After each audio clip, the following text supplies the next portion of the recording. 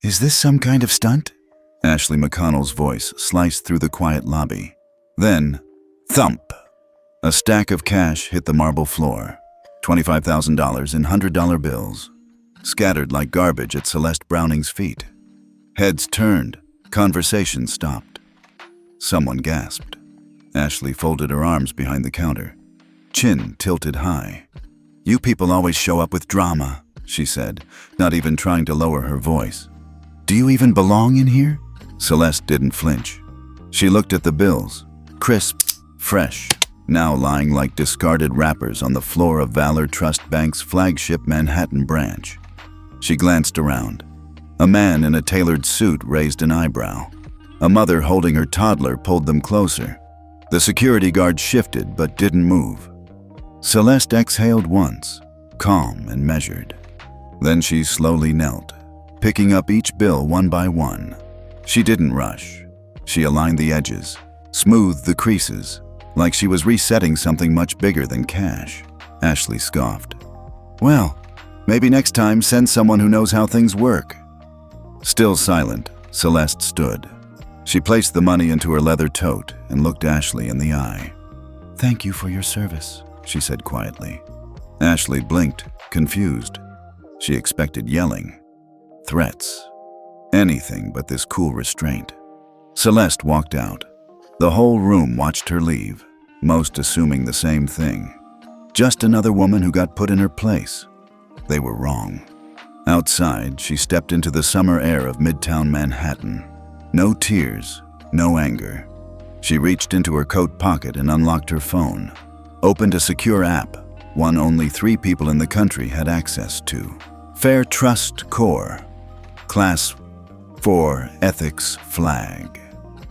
Her thumb hovered, then tapped. Confirmed. Inside Valor Trust, no one knew. But in 11 minutes, $1.6 billion in ESG assets would begin collapsing like dominoes. The elevator dinged softly as Celeste stepped into the 47th floor of North Point Tower. Her company's headquarters nestled between steel and glass giants of Midtown. Her assistant, Dev, looked up from his desk. "You got it?"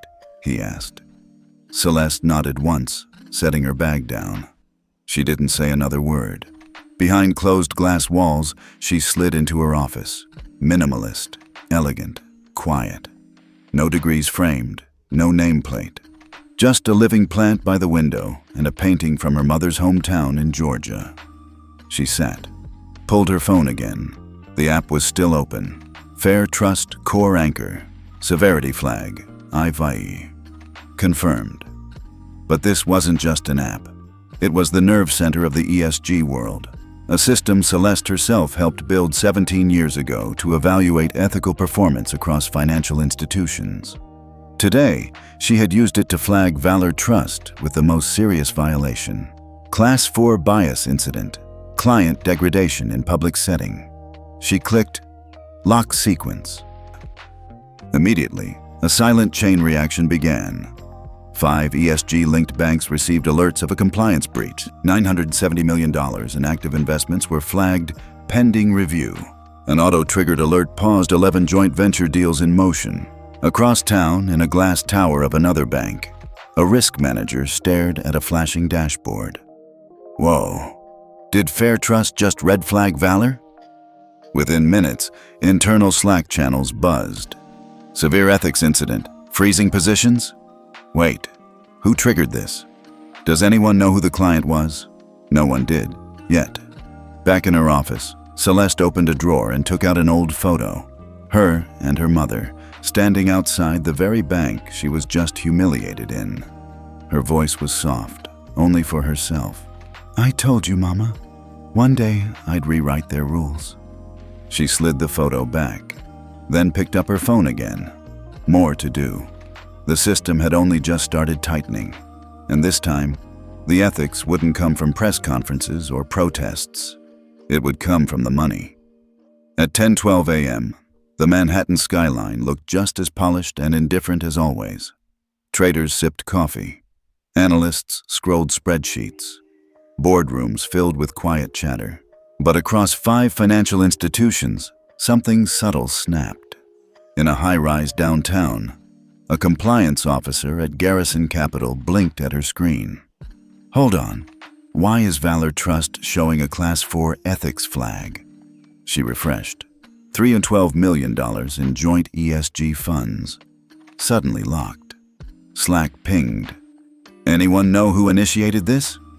FairTrust Core just flagged Valor Trust. That's serious. Who got degraded in public? No one had a name, just a code. Anchor level 4, verified. It meant it had come from someone with top-tier access.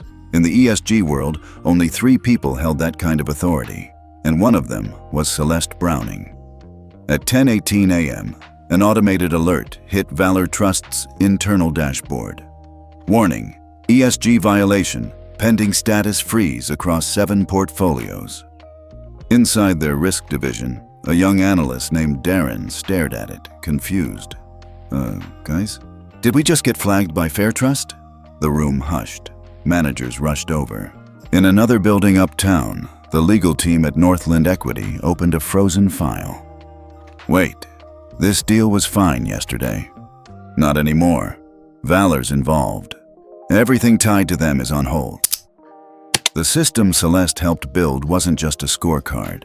It was the bloodstream of modern ethical finance. And now that bloodstream was rejecting the infection.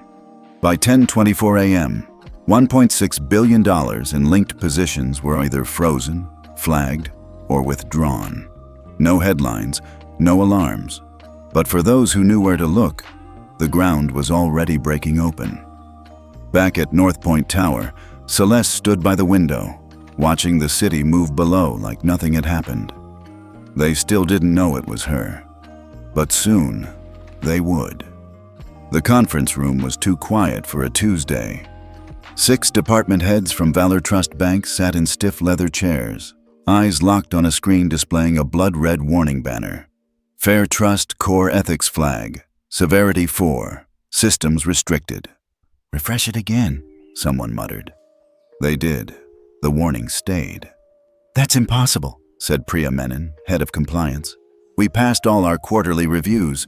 We just got ESG clearance last week. Then the flood came. 2 commercial clients called, saying their funds were frozen. A wealth manager texted, "My entire ESG portfolio just disappeared from access." Internal systems began redirecting transactions to pending manual review. "What the hell is this?" the COO barked. "Is this a cyber attack?" "No," Priya said grimly. "This is real." Across the hallway, Darren, the analyst from earlier, was still glued to his screen. He whispered to his supervisor, "Who could have even submitted a Class 4 flag? That's not public access."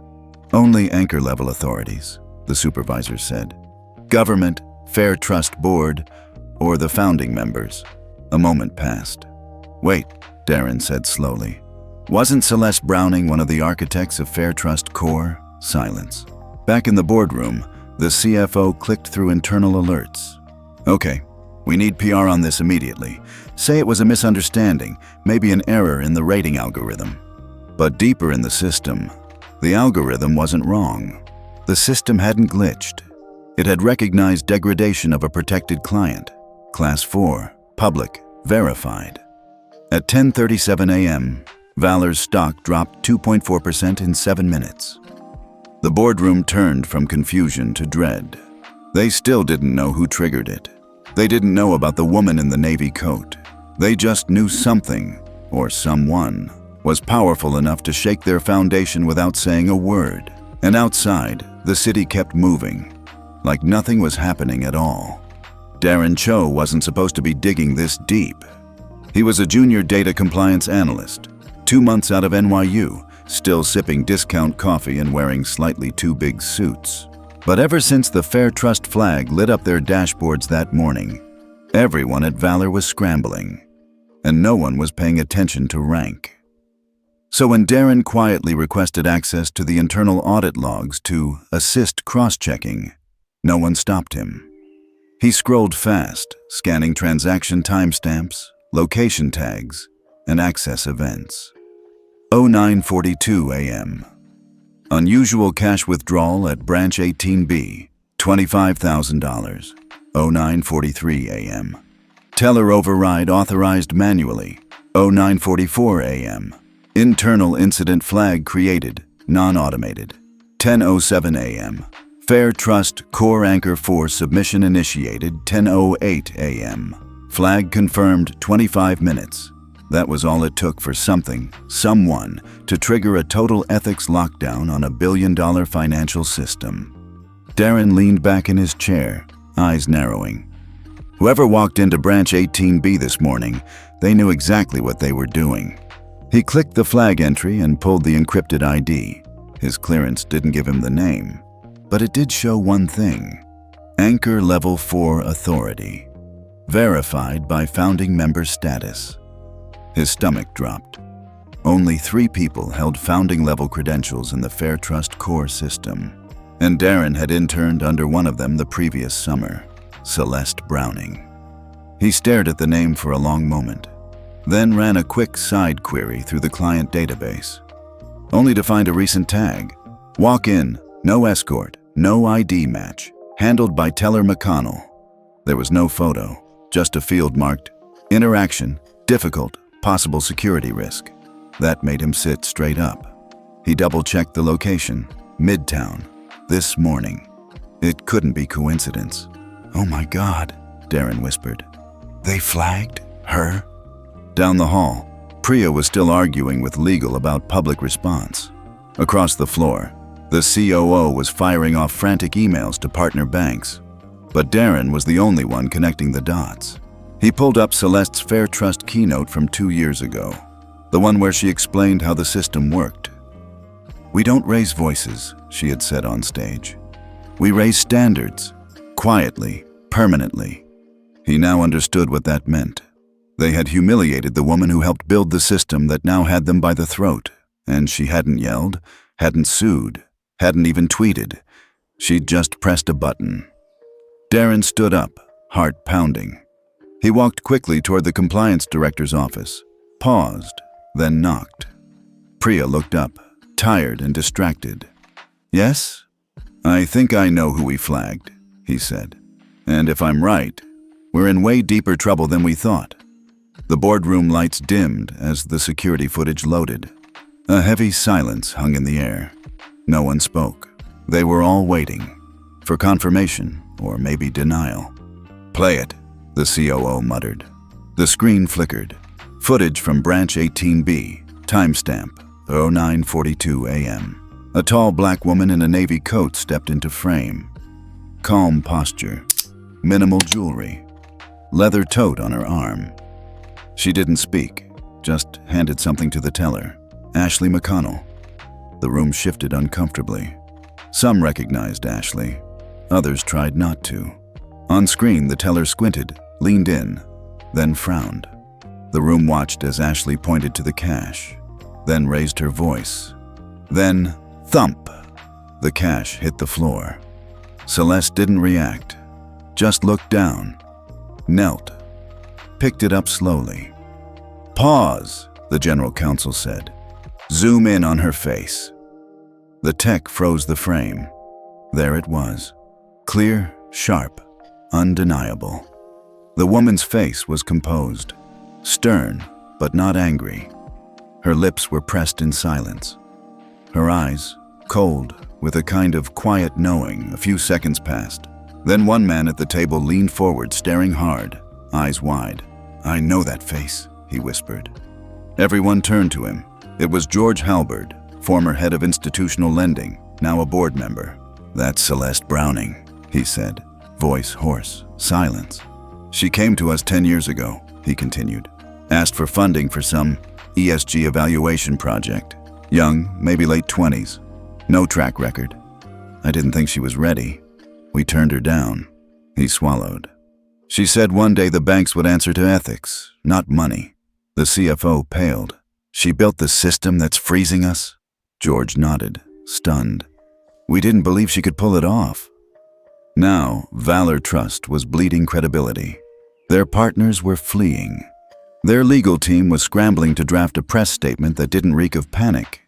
And the woman who started the whole thing, she never raised her voice. She never even told them who she was. She didn't need to, Priya said quietly.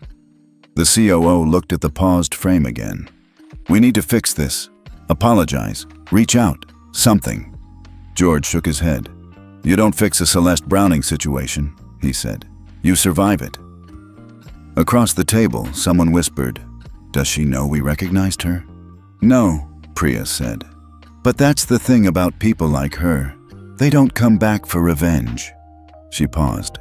They come back with standards and the power to enforce them. The screen dimmed again, and the boardroom, full of men and women who once ruled with unchecked confidence, sat in stunned, humbling silence, realizing too late. They hadn't just disrespected a client. They disrespected a legacy. The call came in just after 2:00 p.m.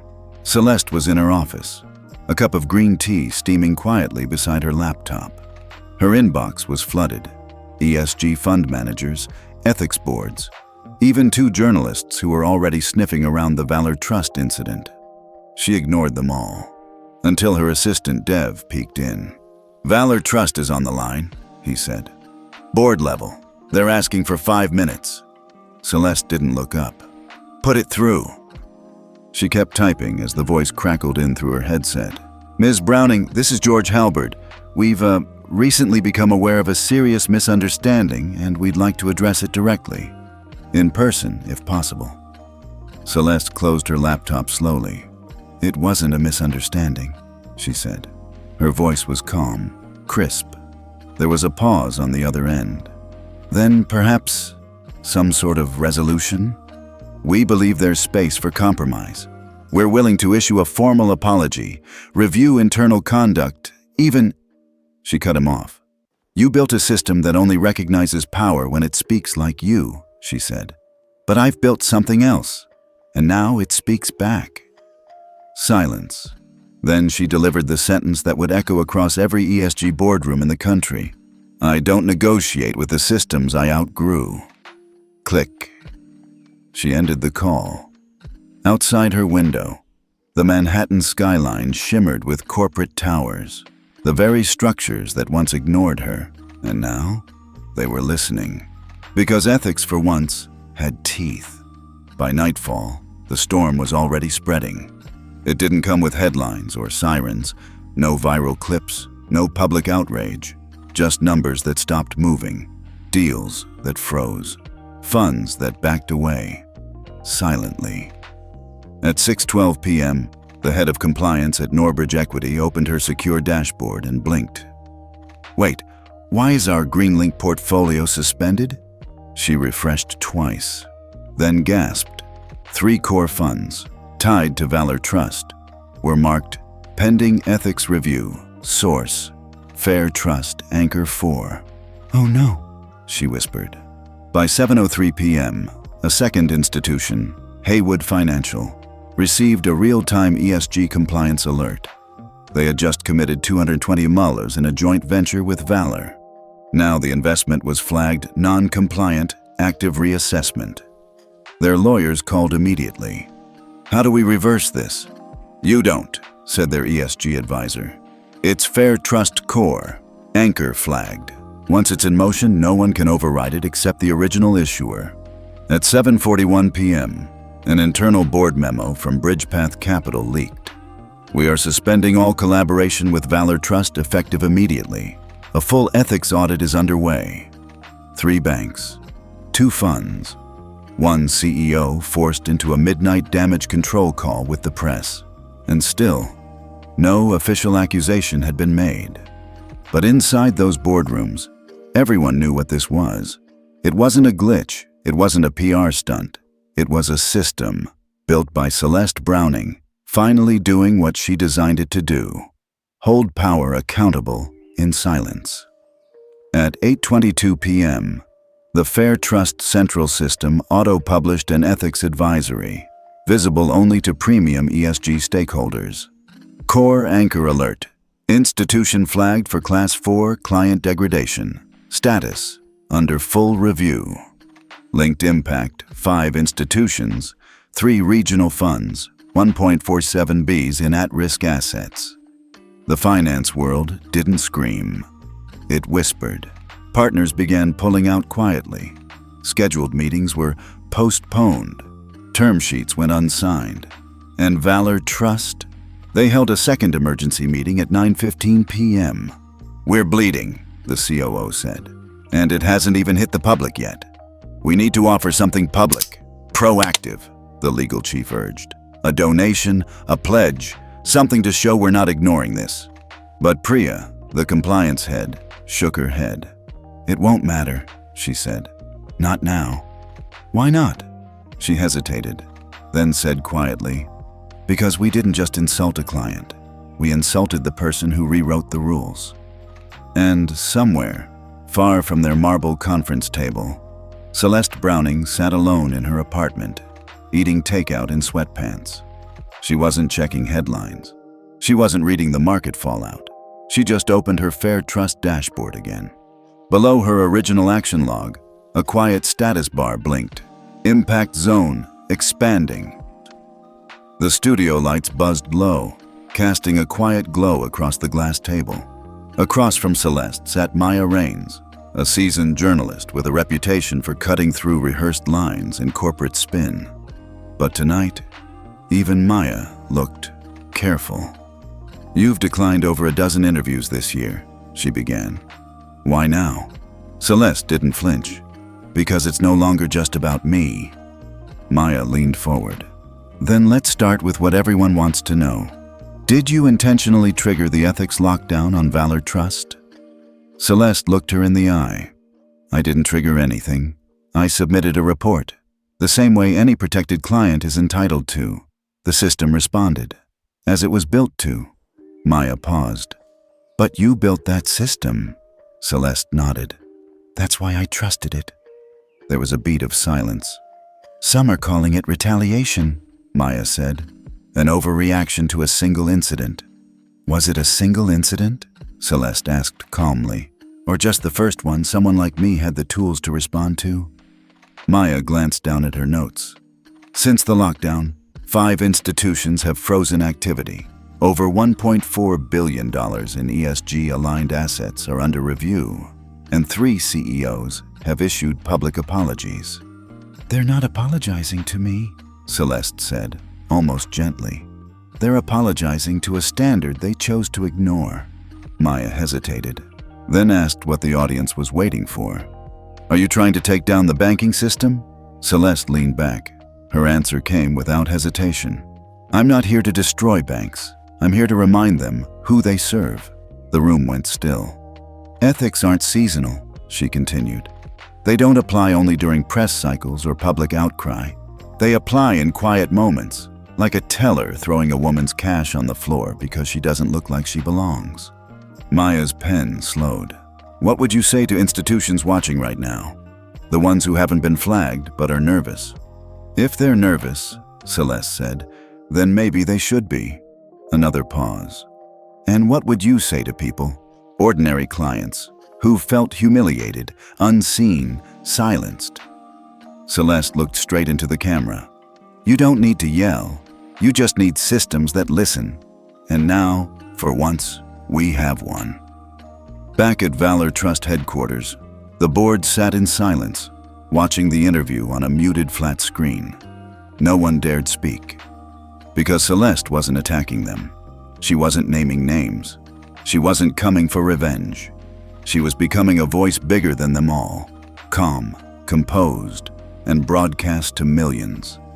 And for the first time, the people in power realized this wasn't just a public reckoning. It was a redefinition. At 9:34 a.m., just 36 hours after Celeste's interview aired, Pendleton Trust, a 400 BA asset management firm, collapsed. It didn't make national headlines right away. The fall wasn't loud. It was technical, subtle, but the effects? Earthquake level. 3 of Pendleton's top ESG-aligned clients initiated emergency contract withdrawals citing undisclosed ethical vulnerabilities. Their compliance partner, Haywood and Branch, triggered an automatic FairTrust reassessment protocol. Within minutes, $370 million in pending capital was frozen. By 10:12 a.m., their reputation index dropped below the minimum compliance threshold. That activated Clause 7.2.1, the FairTrust circuit breaker. Their digital accounts were locked. Their partners were notified. Their pending acquisitions died on impact. And Celeste? She hadn't said a single word about Pendleton. But they knew. The CEO, Edwin Mallory, stood before a private roundtable that evening, sweating through his collar. She didn't say our name, but we knew it was us. Because 1 year ago, Pendleton had quietly downgraded a community development fund in East New York, a fund Celeste had personally co-founded.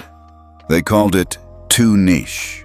They called her overly idealistic. Now, she didn't have to fight back. The system fought for her. That same week, Celeste received an invitation from the National Forum on Ethical Finance. They wanted her to open the keynote in D.C. The first time in 19 years, the opening speaker wouldn't be a white male banking executive. She arrived in a gray pantsuit, no entourage, no PR manager. Just Dev, her assistant, walking silently beside her with a copy of her slides. When her name was announced, the room stood, not out of obligation, but out of recognition. Celeste took the stage, adjusted the mic, and looked out at a room filled with suits, some terrified, some ashamed, most silent. "I'm not here to lecture," she began. "I'm here because you built systems that rewarded silence from people like me. But here's the thing. Silence doesn't mean powerlessness. It means we've been waiting for tools, and now we have them." She clicked to the first slide. It wasn't data. It was a quote. "Dignity isn't granted by institutions. It's remembered by the systems we design." She looked up. "You don't have to fear the people who've been excluded," she said. "You just have to ask, why were they excluded to begin with?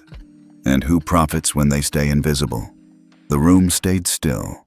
Some took notes. Others didn't breathe. Because the woman standing before them didn't just trigger a reckoning. She redefined how justice moved, not in noise, but in design. The press conference wasn't flashy. There were no glowing banners, no thunderous applause. Just a simple backdrop, FairTrust Core. And beneath it, two words that hadn't meant much, until now: client trigger. Celeste stepped up to the podium in a navy silk blouse, her hair pulled back, eyes steady. "We've spent decades designing financial systems that only answer to capital," she began. "Today, we're flipping that equation." Behind her, a screen came to life. A clean interface. One line of text. "If you've been silenced, dismissed, profiled, or ignored, this is your trigger." Say. Murmurs rippled through the room. This wasn't just a dashboard for institutional insiders. It was public. Celeste continued. "The client ethics trigger allows any verified customer of a FairTrust participating bank to flag an interaction they believe violated ethical standards. Not just lawsuits, not PR nightmares, but daily moments, the ones that never make headlines. You don't need followers. You don't need a lawyer. You just need your name and the courage to push one button." Then she said the part that sent a chill down the industry's spine. "Once triggered, the review cannot be canceled. Not by the bank, not by the fund, not even by us. Immutable, auditable, permanent." The audience, mostly press and compliance officers, sat frozen. One journalist whispered, "She just gave power to everyone." That night, the first trigger went live. A single mother in Atlanta flagged a teller who mocked her accent. A high school teacher in Oakland flagged a loan officer who joked about her being too poor to qualify. A retired veteran in Boston flagged a bank that downgraded his housing application with no explanation, the same bank that had featured him in a Veterans Day ad 2 weeks prior. By morning, 3,912 triggers had been submitted. By day 3, 7 financial institutions were under ethics review. And by the end of the week, 2 regional banks issued official statements. "We acknowledge the client trigger system and commit to full transparency during this review." Celeste didn't gloat. She didn't post. She simply updated the dashboard. Live triggers, 12-4 for 91 institutions under review, 18 client protection. Threshold. Achieved. At her office window, Dev asked quietly, "Do you think they'll fight back?" Celeste smiled softly. "They don't know how to fight what they can't predict." He nodded. "And the ones who hurt you back then?" "They'll pretend to change," she said. "But the people who use this button, they'll remember who refused to listen." For the first time in history, justice didn't belong to headlines. It belonged to interfaces, to triggers held in ordinary hands, not out of rage, but out of something deeper: memory. 1 year later, the room was 3 times bigger than the one in DC. More suits, more cameras, more pressure. But Celeste walked onto the stage the same way she always had: calm, grounded, unbothered by applause. The screen behind her simply read, "Global Ethics Finance Summit, London." She stepped to the mic. No notes, no teleprompter. "A year ago, I stood in a smaller room and said, 'We don't need to scream to be heard,'" she began. "We just need systems that listen." She glanced around the hall. Since then, 19 institutions have restructured, 8 were replaced, and thousands of people pressed a button they never had access to before. The room was quiet, not out of politeness, but reverence. "This didn't happen because I called for change," she said. "It happened because people remembered how it felt to be ignored and chose not to stay silent. We didn't burn it all down. We built something better. We built the system we wished existed." She paused. "You don't owe power an explanation, but you do owe the next generation a foundation." She looked toward the front row, where Dev sat beside a group of college students, future compliance officers, nonprofit leaders, and policy designers. "So here it is," she finished. "Not a headline, not a protest, just a framework, and now it's yours." The crowd stood, not out of hype, out of memory. Because Celeste Browning hadn't come to fight the system. She came to replace it. If you've ever been judged by how you looked, where you came from, or what they assumed you couldn't be, this story was for you. Celeste didn't raise her voice. She didn't fight fire with fire. She simply let the system speak and made sure it finally listened to us. Now we want to hear from you. Where are you watching from? And what part of the story hit you the hardest? Drop it in the comments. You never know. Your voice might be the one someone else needed to hear today. And if you believe ethics should be louder than money, share this story. Because stories like this, they don't just entertain, they change things. We'll see you in the next one. Stay grounded and stay powerful.